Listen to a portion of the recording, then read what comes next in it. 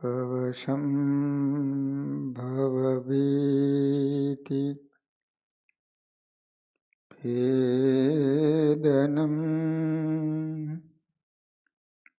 સુખ સંપદ કરુણાનિકેતનમ વ્રતદાન તપઃ ક્રિયાફલમ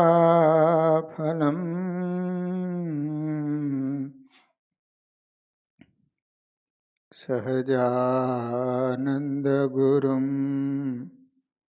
ભજે સદા. ઓમ અવતારિણી શ્રી સ્વામિનારાયણાય નમો નમઃ. શ્રી હરિકૃષ્ણાય ઘનશ્યામાય નીલકંઠાય સરયુદાસાય નમો નમઃ.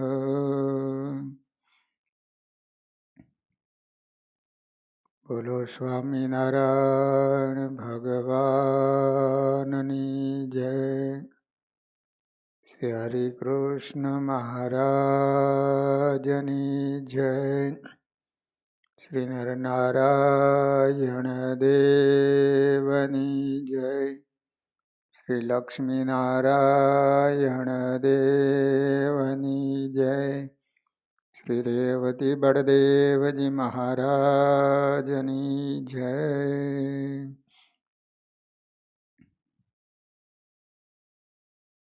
વાલા ભક્તજનો, આપણે છાપરી ગામના સ્ત્રી ભક્ત જાનબાઈનું ચરિત્ર શ્રવણ કરી રહ્યા છીએ. જાનબાઈ એટલે પૂર્વજન્મમાં શુક્રાચાર્યની દીકરી દેવયાનીનો અવતાર હતા.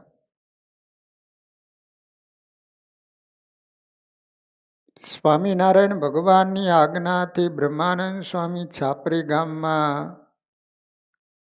સત્સંગ કરાવવા માટે આવેલા. ત્યારે સ્વામીએ જાનબાઈના ભાઈનું નામ જૂઠો ચૈત્રો હતો, એને બોલાવીને વાત કરી કે રાત્રિના સમયે તમારા બહેનના ઓરડીમાં કોઈક સ્ત્રી જતી હોય એવું દેખાઈ રહ્યું છે. એટલે તરત જ જૂઠો ચૈત્રો પોતાની બહેનની ઓરડી હતી ત્યાં આવી અને દરવાજો ખખડાયો. જાનબાઈએ બારણું ખોલ્યું. જૂઠો ચૈત્રો ઓરડીમાં આવીને ચારે બાજુ જોવા લાગ્યું, પણ કોઈ દેખાયું નહીં. અટાણે શું કામ છે ભાઈ? બેન, કામની વાત પછી પહેલાં એ કહો કે અહીં બીજું તમારી સાથે અંદર કોણ છે?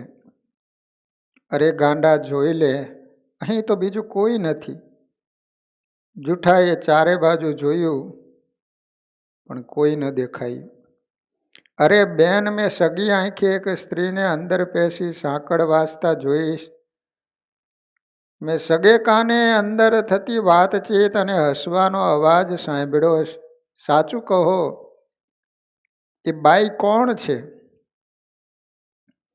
જાનબાઈ મંદ મંદ હસ્યા, જવાબ ન દીધો. બેન, બોલતા કેમ નથી? તમે સાંખ્યોગી છો, બાળ કુંવારા કહેવાવ છો. ક્યાંક અમારે નીચું જોવાનો, ઝેર ઘોળવાનો કે પેટમાં તલવાર નાખી મરવાનો વખત ન આવે. બેન, મહારાજ અને સત્સંગ પણ સાથોસાથ વગોવાશે, માટે સાચું બોલો, અહીં બીજું કોણ છે? જાનબાઈને તો ભાઈની આ ગેરસમજ જોઈ દયા આવી, પરંતુ ત્યાં તો અંધારામાં એક વીજળીનો ઝબકારો થયો. જૂઠા ચૈત્રા સામે એક સ્ત્રીનો ઓળો પ્રગટ થયો. એને વધુ સમીપ આવીને કહ્યું, ભાઈ, આ સતી જેવા જાનબાઈ પ્રત્યે સહજ પણ ગેરસમજ કરશો તો ક્યારેય નહીં છૂટો. ખાતરી કરી જોઈ લ્યો, હું પણ એક સ્ત્રી જ છું. બહેન પાસે સમાગમ કરવા આવી છું, બાકી બીજું કોઈ નથી. આ અજબની સ્ત્રી જોઈ જૂઠો આભો બની જોઈ રહ્યો. થોડી શરમ પણ આવી, પરંતુ પૂછ્યું પણ ખરું, બેન આ કોણ છે? ભાઈ, આ બાજુના ઘરમાં વાણિયો રહે છે ને, એની ઘરવાળી છે. મરીને ચૂડેલ થઈ છે, ભૂતડી થઈ છે. જાનબાઈએ એના ભાઈને કહ્યું. જૂઠો અવિશ્વાસુ ચહેરે ચૂડેલ સામે તાકી રહ્યો. ચૂડેલે કહ્યું, ભાઈ, મેં પૂર્વજન્મમાં રજસ્વલાના ધર્મ બરાબર પાડ્યા નહોતા, એનું આ પરિણામ ભોગવી રહી છે. પેલી વાણિયાની સ્ત્રી ચૂડેલ થઈ હતી, એને જાનબાઈના ભાઈ જૂઠા ભાઈને વાત કરી કે મેં રજસ્વલા ધર્મ પાડ્યો નહોતો, એને કારણે મર્યા પછી હું ચૂડેલ થઈશ, તેનું આ પરિણામ ભોગવી રહી છું. રોજ રાત્રે જાનબાઈનો સમાગમ કરવા આવું છું. એમના મુખેથી મહારાજના મહિમાની વાતો સાંભળું છું. મને વિશ્વાસ છે કે થોડા સમયમાં મારો આ ભૂત યોનિમાંથી છુટકારો થઈ જશે. વાલા ભક્તજનો, જે રજસ્વલા ધર્મનું પાલન કરતા નથી એનું કેટલું બધું પાપ લાગે છે. મરીને ચૂડેલ થવું પડ્યું. મારે તમારા જેવા માણસ સામે પ્રગટ નહોતું થવું, પરંતુ જાનબાઈ પવિત્રતાની ખાતરી કરાવવા પ્રગટ થવું પડ્યું છે. જૂઠા ચૈત્રા, સાંભળો, હું અને જાનબાઈ હવે આ લોકમાં થોડા દિવસના મહેમાન છીએ. અમે સાથે મહારાજના ધામમાં જઈશું. ફરી ઝબકારો થયો. સ્ત્રી હવામાં ઓગળી ગઈ. જૂઠા ચૈત્રાએ તો બેનના પગ પકડી લીધા. બોલ્યા, બેન મને માફ કરજે. મારા જેવો કોઈ પાપી નહીં. ગંગા જેવી પવિત્ર બેનને ઓળખી ન શક્યો. મુજ અભાગીને સતી બેન પ્રત્યે શંકા થઈ. આર્ધ બની રડવા લાગ્યા. ઘરના સૌ જાગી ગયા. ભાઈ, રડ નહીં, તને જ નહીં ભલ ભલાને શંકા થાય તેવી જ આ પરિસ્થિતિ હતી. એમાં તારો વાંક નથી. જાનબાઈએ ભાઈને આશ્વાસન આપતા કહ્યું. જૂઠા ચૈત્રાએ સવારે સ્વામીને વાત કરી. બ્રહ્માનંદ સ્વામી ગઢપુર પધાર્યા અને જાનબાઈના પ્રતાપની સ્વામિનારાયણ ભગવાનને વાત કરી. જાનબાઈ તો સતી છે, હજારો જન્મની સાધના કરે છે. આ એમનો છેલ્લો જન્મ છે. મહારાજે ઘટસ્ફોટ કર્યો. બ્રહ્માનંદ સ્વામીને વાત કરી. હજારો વર્ષોથી સાધના કરી રહી છે, હવે મારા ધામમાં જશે. ગઢપુરથી દાદા ખાચરની જાન નીકળી. ખુદ મહારાજ વરનું વેલડું હાંકવા બેઠા છે, સાથે જાનૈયા તરીકે સંતોષ. વાજતે ગાતે જાન રવાના થઈ. શ્રીહરિ જાન લઈ ભટવદર પધાર્યા અને સાથોસાથ દિવ્ય સ્વરૂપે ભક્તો સાથે છાપરી ગામે રાવત ચૈત્રાના દરબારમાં પધરામણી કરી. તમે જુઓ તો ખરા, પ્રેમી ભક્તને માટે છાપરીબાઈએ પ્રતિજ્ઞા કરી હતી કે મારે સ્વામિનારાયણ ભગવાનના દર્શન કરવા માટે જવું નથી. મહારાજને ગરજ હશે ને તો મને અહીંયા મહારાજ દર્શન દેવા માટે આવશે. પ્રેમી ભક્તનો ભાવ પૂરો કરવા માટે પોતાના ભક્તની પ્રતિજ્ઞા વચનને પાડવા માટે સ્વયં ભગવાન દાદા ખાચરને જ્યારે પરણાવવા માટે ભટવદર જતા હતા, એ જ વખતે આ રસ્તામાં છાપરી ગામ આવે એટલે ભગવાને બીજું સ્વરૂપ ધારણ કરી અને છાપરી ગામમાં જાનબાઈના પિતાશ્રીના દરબારમાં પધાર્યા છે. દરબાર ગઢમાં મહારાજને પધારેલા જોઈ રાવત ચૈત્રો, જૂઠો ચૈત્રો, કામળબાઈ બધા ભક્તો ભાવ વિભોર બની ગયા. કામળબાઈએ હોંશે હોંશે ઢોલિયો ઢાળી દીધો. મહારાજ એ ઉપર બિરાજમાન થયા. રાવતે અને કામળબાઈએ મહારાજના પગ ધોઈ અને ચરણામૃત પીધું. મહારાજે પૂછ્યું, તમારી જાનું ક્યાં? મહારાજ, એ તો એની ઓરડીમાંથી ક્યાં બહાર નીકળે છે, તમારું અખંડ ધ્યાન કર્યા કરે છે. કામળબાઈએ મહારાજને વાત કરી. મહારાજે કહ્યું, હવે તો અહીં આવશે કે હજુ અમારે વધુ ગરજુ થઈ એમની ઓરડીએ જવું પડશે? હું હમણાં જ એને ખબર આપી આવું. કઈ કામળબાઈ દોડ્યા. જાનું, એ જાનું, ગાંડી હવે તો ચાલ, મહારાજ આપણા ઘરે પધાર્યા. સાંભળતા જાનબાઈ એકદમ ઊભા થઈ ગયા. દોડતા દોડતા મહારાજની પાસે આવીને પ્રણામ કર્યા. દર્શન કરતા નેત્રોમાંથી દળ દળ આંસુડાની ધારા વહેવા લાગી. ગદ ગદ કંઠે બોલ્યા, કૃપાનાથ મહારાજ, આખરે આ સેવક ઉપર કરુણા કરી ખરી. મહારાજ હસીને બોલ્યા, ગાંડી, તે તો આમ હઠ કરીને અમને બહુ જ ગરજ કરાવી. આખરે હું તો શુક્રાચાર્યની દીકરીને. શરીર બદલે પણ સ્વભાવ થોડું બદલે પ્રભુ. જાનબાઈ હસતા હસતા બોલ્યા. મહારાજ કે, ન જાનબાઈ, તમારા સ્વભાવ તો અમારા ધ્યાનના પ્રતાપે ક્યારના ધોવાઈ ગયા. મહારાજ ક્ષમા કરજો, તમને નાહક હેરાન કર્યા. અહીં આવવાનો હઠાગ્રહ સેવ્યો, પણ મહારાજ તમે અહીં ન પધારો તો આ ઘર બહાર દરબાર ગઢ ગામ બધું પાવન કેમ થાય? જાનબાઈએ મહારાજને વાત કરી.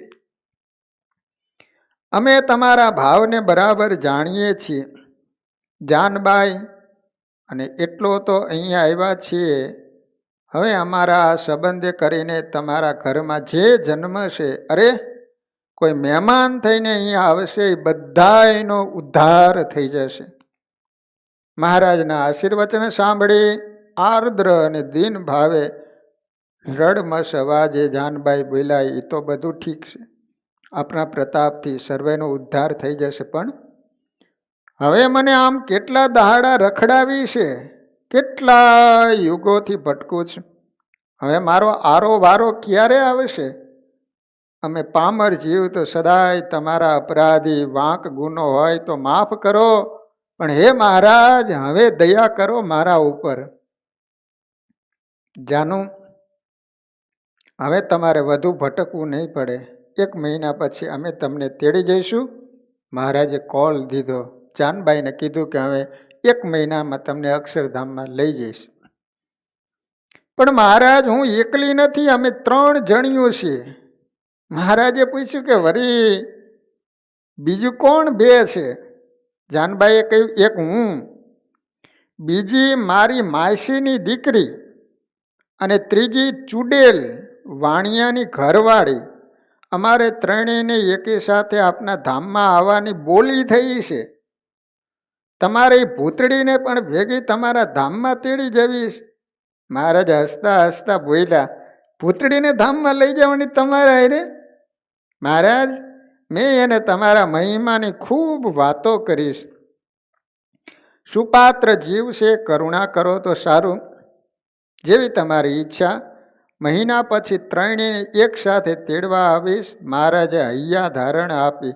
ભગવાને કીધું કે ભલે, તમારી માસીની દીકરી ચુડેલ અને જાનબાઈ તમને 1 મહિના પછી ત્રણેયને હું ધામમાં તેડી જઈશ. કુટુંબીજનો તો આ વાર્તાલાપ સાંભળી હબક થઈ ગયા. રાવત ચૈત્રે કહ્યું, પણ ખરું, ધન્ય છે દીકરી તને.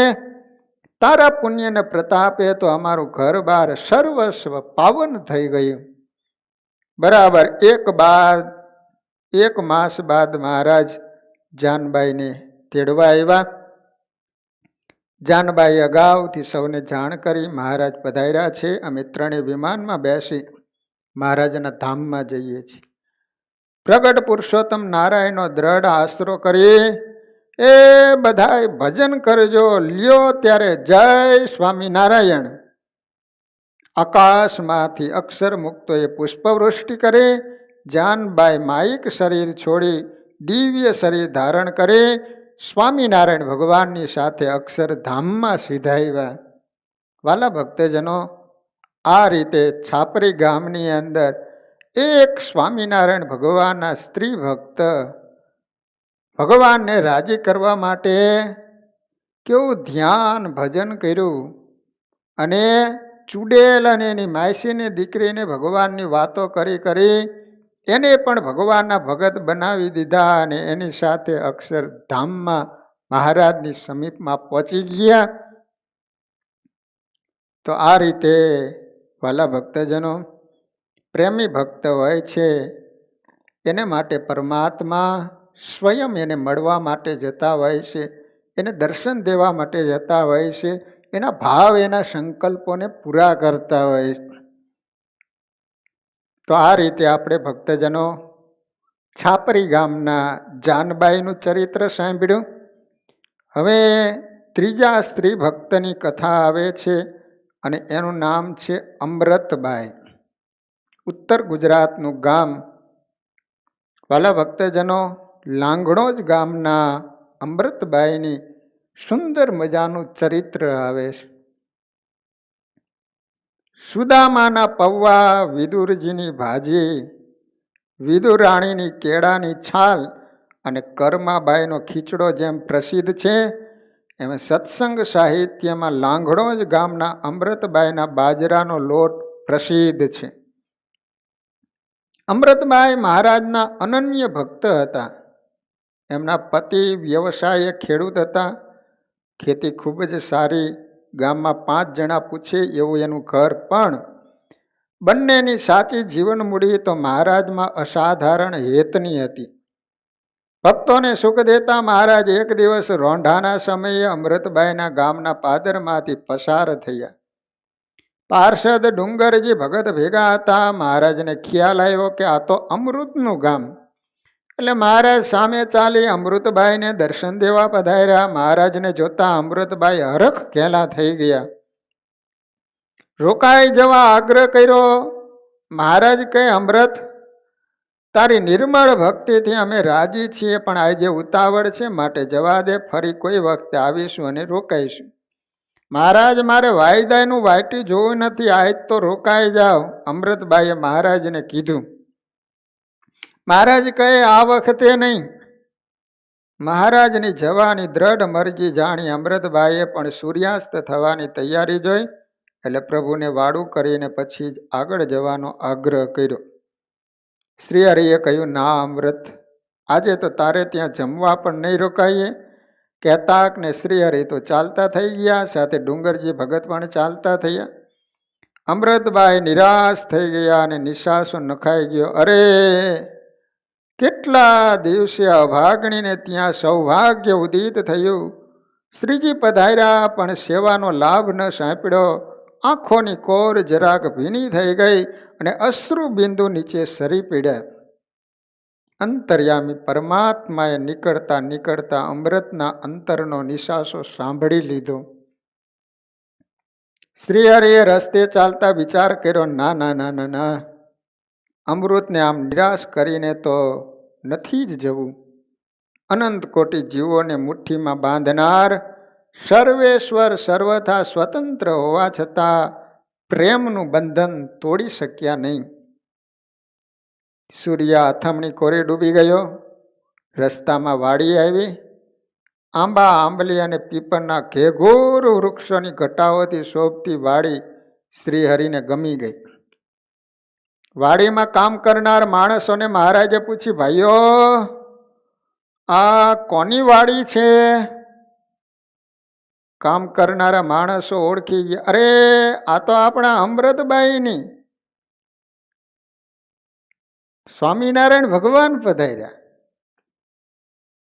એમને જવાબ દીધો, મહારાજ, આ તો તમારા અમૃતબાઈની વાડી છે. એમ? એલા ડુંગરજી, તો ચાલો ચાલો, આપણે અહીં જ ઉતારો કરીએ. મહારાજે ડુંગરજીને કહ્યું. માણસોએ ગામમાં પધારવાનો આગ્રહ કર્યો, પરંતુ મહારાજે કહ્યું, ના ભાઈ, અમે તો વનમાં વિચરનારા અલમસ્ત જોગી કહેવાઈએ. અમારા ઉતારા કાં તો વાડીઓમાં ને કાં તો વનમાં જ હોય. અમને અહીં જ વધારે ફાવશે. શ્રીહરિએ પોતાની સહજ રુચિ પ્રગટ કરી દીધી. એક સુંદર સોહામણા આંબા નીચે ઉતારો કર્યો. ત્યાં જ રાત્રિ પસાર કરવાનો નિર્ણય કર્યો.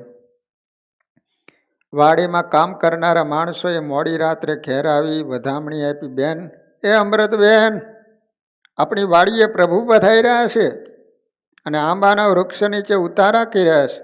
વાત સાંભળતા જ અમૃતબાઈ રાજી રાજી રાજી થઈ ગયા. અંતર્યામીએ આખરે અમારી અરદાસ સાંભળી ખરી. એને વિચાર્યું, અહો, કાળ માયાના નિંતા અનંત અવતારોના અવતારી પૂર્ણ પુરુષોત્તમ નારાયણે મારી વાડીમાં ઉતારા કર્યા. ધન્ય છે એ આંબાને કે જેની નીચે શ્રી હરિએ ઉતારો કર્યો.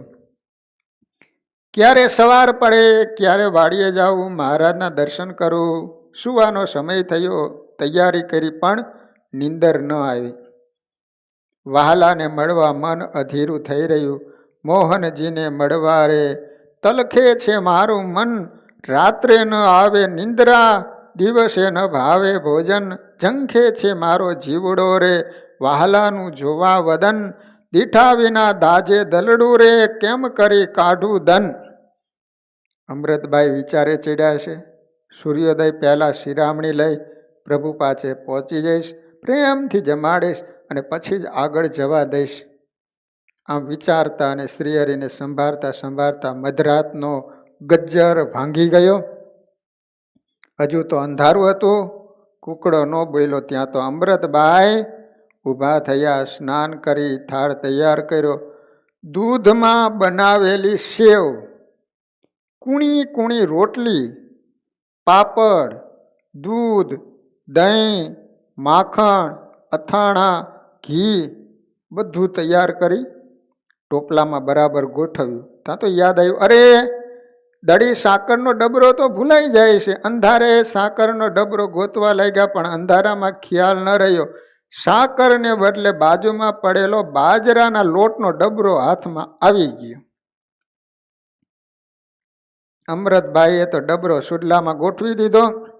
સુંડલો માથે ઉપાડી બાઈ તો ચાલતા થયા. અંતરમાં આનંદ ક્યાંય સમાતો નથી. ધીરા મધુરા સ્વરથી કીર્તનો બોલતા આવે. સરોવરની પાડે આંબલિયાની ડાળે, ઉતરી છે જોગીની જમાતું રે જીવલડા. ચાલો ચાલો સૈયરોનો સાથ, ચાલો ચાલો સૈયરોનો સામળ્યો સ્નેહી, જઈને વધાવીએ મારા રાજ. હાલોજી વિરાજે મારા આંબલિયાની ડાળે, હાલો ને હેતેથી વધાવીએ રે જીવલડા. અમૃતબાઈ ગાતા ગાતા ચાલ્યા આવે છે. પગલા ધરતી ઉપર પડતા નથી. હજુ અરુણોદય થવાને પણ થોડી વાર છે. અમૃતબાઈને ઊંઘ ન આવે તો અંતર્યામીને પણ ઊંઘ કેમ આવે? શ્રીહરિ પણ વહેલા પ્રાતકાળથી પરવારી આંબાના ઝાડ નીચે બિરાજમાન થયા છે. એને પ્રશ્ન કર્યો, એલા ડુંગર, રાત્રે ઊંઘ કેવીક આવી હતી? અરે મહારાજ, ઊંઘનું નામ લ્યો માં. આખી રાત પેટમાં ગલુડિયા બોલ્યા છે, એટલે ઊંઘ કેમ આવે? મંદ મંદ હાસ્ય કરતા મહારાજ બોલ્યા, એલા માડા ભૂખાડવા, તને આટલી બધી ભૂખ શેની લાગે છે? લ્યો કરો વાત. ભૂખ ન લાગે? અમે થોડા તમારી જેમ ભગવાન છીએ તો ભૂખ ન લાગે? અમને તો લાગે ભાઈ, ઠેઠ ગઈકાલે બપોરે જમ્યા છીએ. મહારાજે હસીને કહ્યું, ભૂખ તો અમને બહુ લાગી છે. ખરેખર અમે આવડા મોટા થયા પણ આટલી ભૂખ તો ક્યારેય લાગી નથી. ડુંગર, જોયું ને, ભગવાનની ભૂખ લાગી ને? લાગે ભાઈ, લાગે. ભૂખ તો ભગવાનની લાગે, એ કોઈને ન છોડે. પણ મહારાજ, તમે ખરા છો. ઓલી અમૃતબાઈ સાંજે કેટલો આગ્રહ કરીને જમીને જવાનું કહેતી હતી, પણ તમે એકના બે ન થયા. લ્યો, હવે તમે લેતા જાઓ ને. ડુંગરજી લાગ સાધી હળવી ટકોરે બોલ્યા, ડુંગરજી, તારી વાત તો સાચી છે. આજે અમને આખી રાત એમ જ થયા કર્યું કે અમૃતભાઈને હાથે કંઈક જમી લીધું હોત ને તો સારું થાત. બીજું તો કાંઈ નહીં, પણ નિરાય તો ઊંઘ તો આવત. પણ મહારાજ હવે તો ઊભા થાવ, ચાલવા માંડીએ. કોણ જાણે ક્યારે સામે ગામ પહોંચીશું અને ખાવા ભેગા થઈશું. જો આ હમણાં સૂરજ ઉગશે. મહારાજ બરાબર રંગતમાં આવી રમૂજે ચીડ્યા. એક ક્ષણ પછી બોલ્યા, પણ ડુંગરજી, અમને તો એટલી બધી ભૂખ લાગી છે કે એક ડગલું પણ હવે ચલાય એમ નથી. અમને તો અહીં જ કોક જમાડે ને તો આગળ ચલાય એમ છે. અહીં વળી આપણને કોણ જમાડવા આવશે? વહેલું કે મોડું આગળ ચાલ્યા વગર છૂટકો નથી મહારાજ. ત્યાં તો અમૃતભાઈનો મીઠો મધુરો સુર સંભળાયો. મહી માખણ માગે માવો, મહી માખણ માગે, પ્રભાતે ઉઠીને માવો મહી માખણ માગે. ઊંઘમાંથી હલ બોયલો ઉઠા નેડા નિદ્રાડું, જમવા સારું ઝઘડે ઊભા ભૂખર ભૂખાડું, ભૂદર ભૂખાડું, મહી માખણ માગે. મહારાજ કે, જો સાંભળ ડુંગર, આપણા માટે ભાત આવી રહ્યું છે અને એ પણ ગાતા વાતા આવી રહ્યું છે. મહારાજ હૈયું ફોડોમાં ભાત તો બપોરે આવે, અટાણે કોણ લાવે? એ તો કોઈ બાય માણસ મજૂરીએ જતું હોય છે. મહારાજ કે, નાના નાના ડુંગરજી, આ સાદ તો તે ન ઓળખો? હા, આપણા અમૃતબાઈનો જ સાદ છે. અમારે માટે ભાત લઈને આવે છે. ત્યાં તો અમૃતભાઈ નજીક આવી ગયા. મહારાજ ચૂપ થઈ ગયા. અમૃતભાઈએ દૂરથી બૂમ પાડી, એલા અટાણમાં કોણ છે ત્યાં? અમને પૂછ્યા વગર આંબા નીચે શું કરો છો? બેન, એ તો અમે છીએ. શ્રી હરિએ ધીમે સાદે કહ્યું. અમે એટલે કોણ? તમારી ઓળખાણ બોળખાણ ખરી? કે અમે એટલે અમે કોકની રેઢીવાડીમાં પેસી જાઓ છો, કોઈને પૂછતાય નથી? અમૃતભાઈ હળવી ટકોર સાથે બોલ્યા. અમૃતભાઈના હેત ભરેલા ઠપકાને ભોળા ડુંગરજી ભગત ઓળખીને શીખ્યા. મનમાં થયું કે જલ્દી મહારાજને ઓળખાણ આપી દઉં, નહીતર ભાતને બદલે ગાયડો ખાવા મળશે. ડુંગર ભગત એકદમ આગળ દોડી આવ્યો અને બોલ્યા, બેન, આ તો સ્વયં શ્રીજી મહારાજ છે, ખીજઈશોમાં. ભગતના ભોળપણ ઉપર શ્રીજી મહારાજ હસવા લઈ ગયા. અમૃતભાઈ મર્મમાં હસતા હસતા મહારાજ પાસે પહોંચી ગયા. શ્રી હરિ કહે, અમૃત, અત્યારમાં માથે હુંડલો લઈને ક્યાં ઉપડી? મહારાજના દર્શન કરતા અમૃતભાઈના અંતરમાં બ્રહ્માનંદની ભરતી ચડી. ભાઈ બોલ્યા, મહારાજ, મારા સાથીને ભાત દેવા જાઉં છું. અમૃત, તે સાથી રાખ્યો છે? હા મહારાજ, અમારે કામ ધંધાવાળા માણસોને સાથી તો રાખવો જ પડે ને. ક્યારથી વળી રાખ્યો છે? મહારાજે કહ્યું, એ તો બહુ જૂનો છે મહારાજ. શ્રીજી કહે, કેટલો જૂનો? અમૃતે હસીને કહ્યું, જુગ જૂનો, અનાદિનો. તારું ભાત તો દેખાડ, અમારે જોવું છે. તારા સાથીને તું શું ખવડાવે છે? અમૃતે ટોપલો નીચે ઉતાર્યો. મહારાજે ઉપરથી કપડું એક બાજુ કર્યું. અરુણોદયના આછા અજવાળે સુંડલામાં સુંદર વાનગીઓને જોતા ડુંગરજીના મોંમાંથી પાણી ટપકવા માંડ્યું. એલી અમૃત, તારો સાથી તો બહુ સ્વાદિયો લાગે છે. આવું બધું ખાય છે? મહારાજ બોલ્યા. અમૃતભાઈ બોલ્યા, સ્વાદિયો છે અને સાઢુડ્યો છે. મનગમતું ન મળે તો ભૂખ્યો રહી જાય, પણ તે ન ખાય. બ્રહ્માનંદ ભરતી ચડી રહી છે. મહારાજ ને અમૃતભાઈ એમાં ખોવાઈ ગયા. પણ ડુંગરજી ભગતને તો એકમાત્ર ભોજનનું તાન છે. અમૃત, તારા સાથીનું ભાત અમને જમાડને, બહુ ભૂખ લાગી છે. આખી રાત ઊંઘ નથી આવી. કાં લેતા જાવ ને. કાલે મારું માયનું નહીં, લ્યો હવે નાટક મેલો ને બેવો જમવા. બધું તમારા માટે જ લાવીશું. શ્રી હરિ હાથ પગ ધોઈ શિરામણ કરવા બેઠા. અમૃતભાઈ મહારાજ સામે થાળ મૂકી હોંશે હોંશે પીરસવા મીંડા. સેવ પીરસી, અંદર તાજું ઘી પીરસી, સાકરનો ડબરો ખોલી ઉપરથી દોથા ભરી સરસ મજાની સાકર નાખી. પ્રેમ ઘેલા અમૃતભાઈને ખબર નથી કે સાકરને બદલે બાજરાનો લોટ પીરસું છું. સરસ મજાનું દહીં પીરસી, તેમાંય પણ ઉપરથી મુઠ્ઠી ભરીને સાકર નાખી, અથાણા, પાપડ અને રોટલી પીરસી. અમૃતભાઈ પ્રેમથી માંડ્યા જમાડવા અને મહારાજ પણ માંડ્યા હોંશેથી જમવા. મહારાજ સેવ, દહીં, રોટલી ખૂબ જમ્યા. ડુંગરજી દૂર બેઠા વિચાર્યા કરે કે મહારાજ ભીખ્યા છે, અક્રાંતિયાની જેમ જમે છે, મારા માટે પાછળ વધવા દે તો સારું. અમૃતભાઈ આગ્રહ કરીને સેવ સાકર જમાડતા જાય છે. શ્રીહરિ જમતા જાય છે અને સેવ સાકરના વખાણ કરતા જાય છે. અમૃત, ઓહ, આવું સ્વાદિષ્ટ ભોજન તો અમે ક્યારેય જમ્યા નથી. આજે અમને બહુ આનંદ આવે. શ્રીહરિ મંદ મંદ હસીને કહે, અમૃત, મનમાં તો થાય છે કે તારું બધું ભાત જમી જાવું, પણ મને આ ડુંગરજીની દયા આવે છે, માટે હવે સેવના ઠામમાં દૂધ પીરસ. અમૃતભાઈ પ્રેમથી દૂધ પીરસ્યું.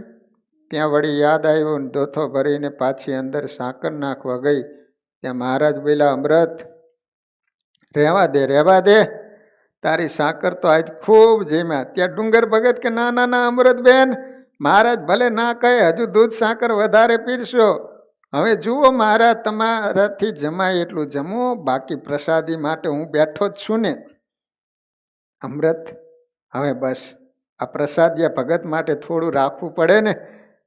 ના મહારાજ, હજી ઘણું બધું છે, એમને થઈ રહેશે. કઈ સાકર બાજરાનો લોટનો ખોબો દૂધની થાળીમાં ઠલવી દીધો. પ્રેમને પરાધીન પાતળીઓ તો બધું જમી ગયા. મહારાજની પ્રસાદીની થાળીમાં ડુંગરજી જમવા બેઠા. એમને પણ થાળીમાં સેવ અને વાટકી દૂધ પીરસ્યા, ઉપર દોથે સાકર પીરસી. ડુંગરજી જમવા તો લઈ ગયા, પણ ભાવે નહીં. જમતા જમતા બકારી ચડવા માંડી. મહારાજ કે, ડુંગર, બકારી કેમ કરે છે? ડુંગરજી બોલ્યા, મહારાજ, તમે આટલું બધું કેમ જમ્યા? મને તો જરાય ભાવતું નથી. એલા, અમને ભાઈઓ, તને આ નથી ભાવતું એમને? હવે સાનો માનો અને ચાડા કર્યા વગર ઝટ જમવા માંડ. પણ મહારાજ, મારાથી તો એક કોળિયો પણ મોઢામાં મુકાય તેમ નથી, ઉલટી થાય એવું થાય. કહો તો ભોમાં ભંડારી દઉં. એલા, ક્યારનો જમવાની રાહ જોતો હતો, લેતો જાને. ખાવાનો બહુ ભડભડિયો હતો. આ બધું ખાઈ જાય ને તે તારે માથે થાબડું. મહારાજે ઠાવકું મોં રાખીને ઠપકો દીધો. અમૃતભાઈ કે, મહારાજ, આટલી સારી વસ્તુઓ છતાં ડુંગરજીને બકાર્યું કેમ આવે?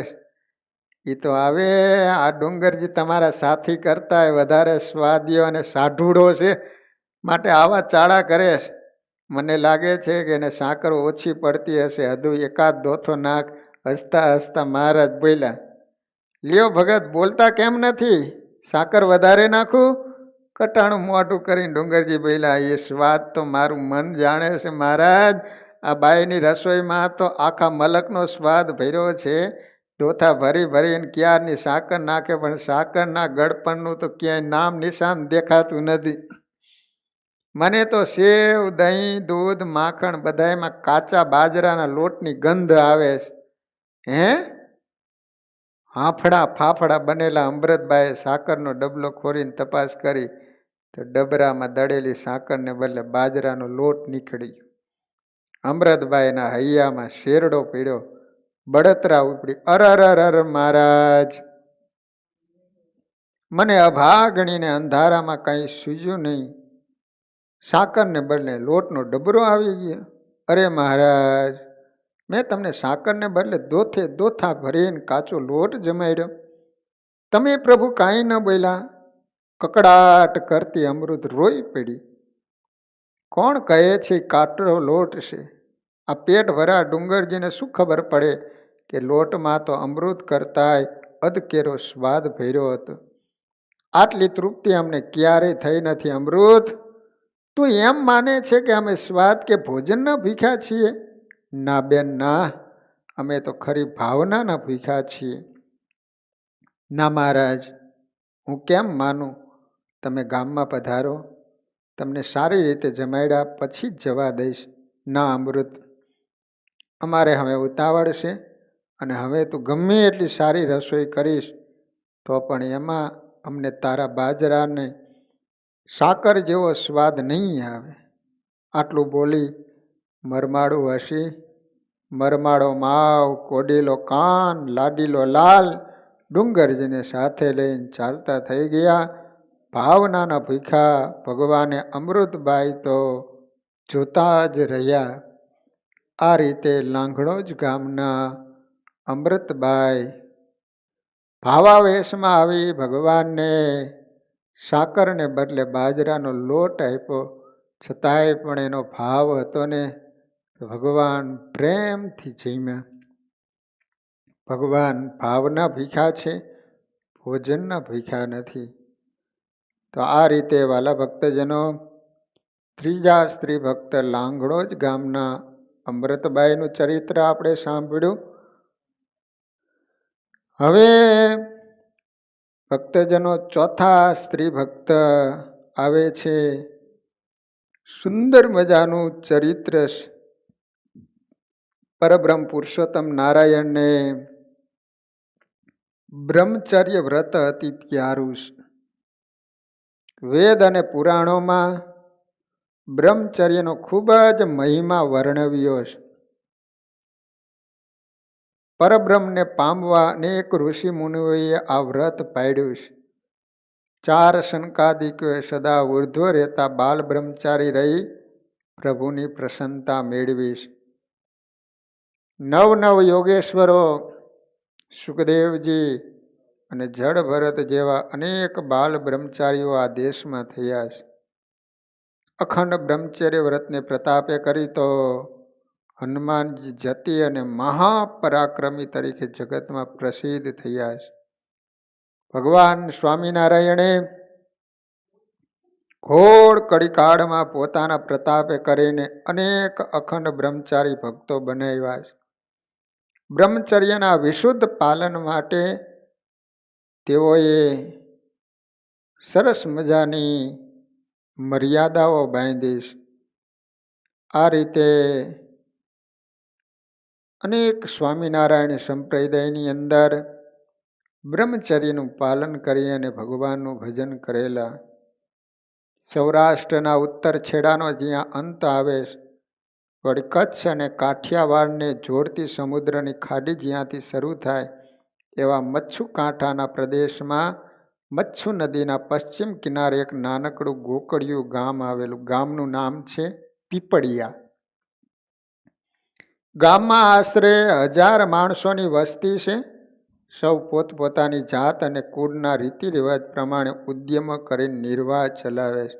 આજથી આશરે 250 વર્ષ પહેલાંની વાત છે.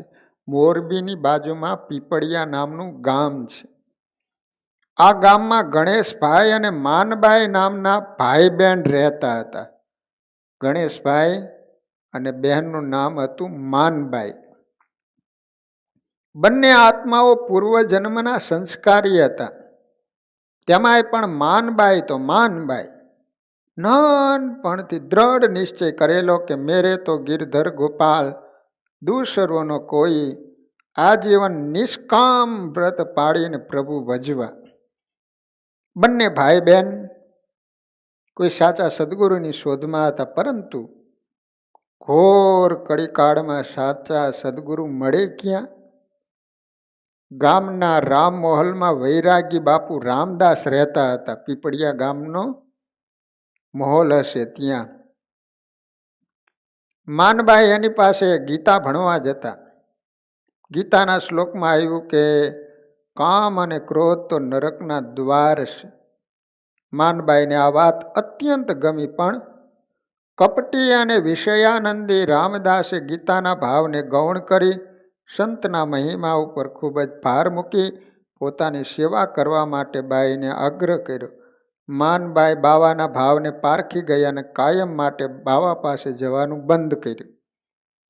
બંને ભાઈ બહેનો સદગુરુ માટેનો તલસાટ વધવા લાગ્યો. અંતરમાં આલોચ રહ્યા કરે, કોઈ રે ઉગારો મને કાળથી એને સોંપવા શીશજી.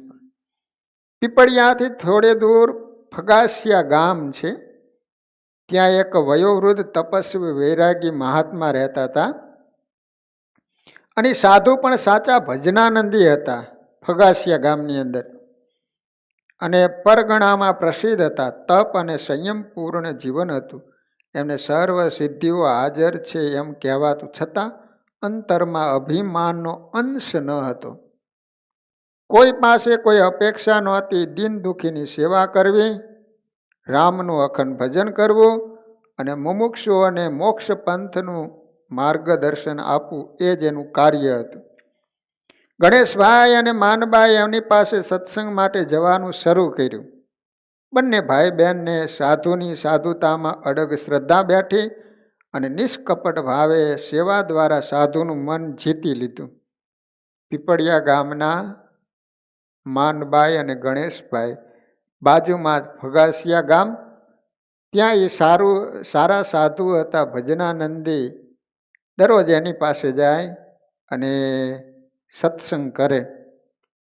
એક દિવસ આ બંને ભાઈ બહેને સંતને સવાલ કર્યો, તમે દરરોજ ઠેઠ પીપળિયાથી અહીં શા માટે આવો છો? સાધુએ માનબાઈ અને ગણેશભાઈને પૂછ્યું કે તમે દરરોજ અહીંયા શા માટે આવો છો? માનબાઈ હાથ જોડીને કે ગુરુદેવ, અમારે છતે દેહ ભગવાનને ભેટવું છે, એ સિવાય બીજી કોઈ લાલસા નથી. તમને સાચા સદગુરુ જાણ્યા છે. અમારો જન્મારો સાર્થક થાય અને ફરી ફરીને આ ભવ ભટકણમાં ભટકવું ન પડે માટે રોજ આ ફેરા ફરીએ છીએ. કૃપા કરો, અમારો મનોરથ ફરે. સંત તો બંનેનો વિશુદ્ધ ભક્તિભાવ જોઈને અત્યંત રાજી થઈ ગયા. બંનેની શુદ્ધ મુમુક્ષુતા જોઈ મહાત્માનું હૃદય ઢળી પડ્યું. મહાત્માજીએ બેયના માથા ઉપર હાથ મૂક્યો અને બોલી ઉઠ્યા, જાઓ બેટા, તમારો મનોરથ ફળશે, તમને રામ મળશે, બેયને મારા આશીર્વાદ છે. મતંગ ઋષિએ સબરીને વરદાન આપીને ધન્ય બનાવી દીધી હતી એમ આજે મહાત્માજીએ માનબાઈ અને ગણેશભાઈને નિયાલ કરી દીધા. સદગુરુની કૃપાથી શું સિદ્ધ થતું નથી? મહાત્માજીએ આગળ વાત કરી, જુઓ બેટા, ભગવત કૃપાથી મારી દ્રષ્ટિ નિરાવરણ બનીશ. હવે પેલા સંત છે એ આ ભાઈ બહેનને વાત કરે છે કે મેં એવું ભગવાનનું ભજન કર્યું એને કારણે નિરાવરણ દ્રષ્ટિ મારી બની ગઈ છે. હું અહીં બેઠા બેઠા એક અદ્ભુત દ્રશ્ય નિહાળી રહ્યો છું.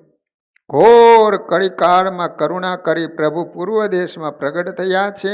જન્મભૂમિ છોડી 7 વર્ષથી વન વિચરણ કરતા કરતા હાલ જ્યાં 84 સિદ્ધોના બેસણા છે એવા ગરવા ગિરનારમાં પધાર્યા છે. પેલા સાધુ પીપળિયા ગામના ભાઈ બહેનને વાત કરે છે કે સ્વામિનારાયણ ભગવાન વર્ણિ વેશે વિચરણ કરતા કરતા 7 વર્ષ પૂરા થયા.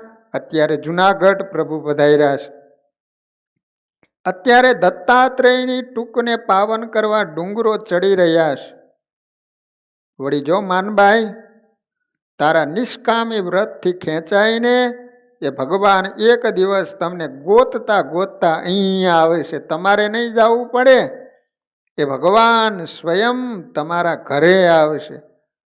આગળ વધુ બોલતા બોલતા મહાત્માજી અટકી ગયા. આંખના ખૂણામાંથી 2 અશ્રુ બિંદુ ખરી પડ્યા. ગણેશ ભગતે પૂછ્યું, ગુરુદેવ, કેમ અટકી ગયા? ઉદાસ કેમ થઈ ગયા? ગણેશ, તમે બે ખૂબ ભાગ્યશાળી છો. હું સાધુ થયો તો એ તમારા જેવો ભાગ્યશાળી નથી. માનબાઈ કે ગુરુદેવ, એમ કેમ કહો છો? જો દીકરી, મને 125 વર્ષ થયા છે, 125 વર્ષ થયા છે. આવતીકાલે મારું શરીર પડી જવાનું છે. મને આ શરીરે મહાપ્રભુનું મિલન નહીં થઈ શકે તેનો મારા મનમાં રંચ રહે છે. ખોવાયેલ ખજાનાનું રહસ્ય હાથ આવતા જે આનંદ થાય તે આનંદ ભાઈ બહેનને થયો. ગુરુદેવની કૃપા બેય ઉપર વરસી રહી. ગુરુદેવનું શરીર પડી જશે એનું દુઃખ પણ થયું. માનબાઈએ હાથ જોડીને પૂછ્યું, ગુરુદેવ, માની લ્યો એ મહાપ્રભુ અમારે ત્યાં પધારે તો અમે એને કેમ ઓળખીએ? ભાઈ બહેને સંતને પ્રશ્ન કર્યો. તમે કહ્યું કે સામેથી તમારા ઘરે ભગવાન આવશે. હા, તો ગુરુ આપ એ બતાવો કે અમારે ત્યાં ભગવાન પધારે તો અમે કઈ રીતે એને ઓળખી શકીએ? સાધુ ક્ષણવાર સ્થિર થઈ ગયા અને પછી બોલ્યા, દીકરી, તમારે ઓળખવા નહીં પડે, એ સામેથી તમને ઓળખાણ આપશે. છતાં એક કામ કરજો, ભેખની સેવા કરજો. ભેખમાં ભગવાન રહ્યા છે, ભેખ તમને ભગવાન ભેટાડશે. આટલું બોલી મહાત્માજી મૌન થઈ ગયા. એટલું જ કીધું, જે સંત આવે એની તમે સેવા કરજો, સંતમાં ભગવાન રહ્યા છે. આટલું કહેતા જ પેલા સંત મૌન થઈ ગયા, બોલવાનું બંધ કરી દીધું. બીજે દિવસે મહાત્માજી પંચ ભૌતિક શરીર છોડી પ્રભુના ધામમાં પધાર્યા. શિષ્યોએ મળી અને અગ્નિ સંસ્કાર કર્યો. બહેન ભાઈ પીપળિયા પાછા આવ્યા. દિવસો ઉપર દિવસો પસાર થવા લાગ્યા, પણ હવે તો એમને વહાલાને મળવા માટેનો વિરહ સતાવી રહ્યો છે. તૃષાસુર જેમ પાણીને ઝંખે તેમ માનબાઈનું અંતર પ્રભુને ઝંખી રહ્યું. ક્યારે મળશે, ક્યારે મળશે, મારો રામ ક્યારે આવશે? માનબાઈ ક્યારેક તો બહાવરા બની જાય. આંખમાં આંસુ સાથે ભાઈને પૂછવા માંડે છે, ભાઈ, ભગવાન હજુ કેમ ન આવ્યા? ક્યારે આવશે? ગુરુ ગયા એને ઘણા દિવસો વીતી ગયા, છતાં હજુ કેમ ન આવ્યા? ગુરુદેવના વચન ખોટા તો નહીં પડે ને? ગણેશ ભગતને થાય છે કે બેન, પ્રભુ પ્રેમમાં ગાંડી તો નહીં થઈ જાય ને? તેથી આશ્વાસન આપે છે, ગાંડી, ગુરુદેવના વચનમાં વિશ્વાસ રાખ. પ્રભુ અવશ્ય પધારશે, આપણને પાવન કરશે. માનબાઈનું મન થોડી ધીરજ ધારીને શાંત થાય.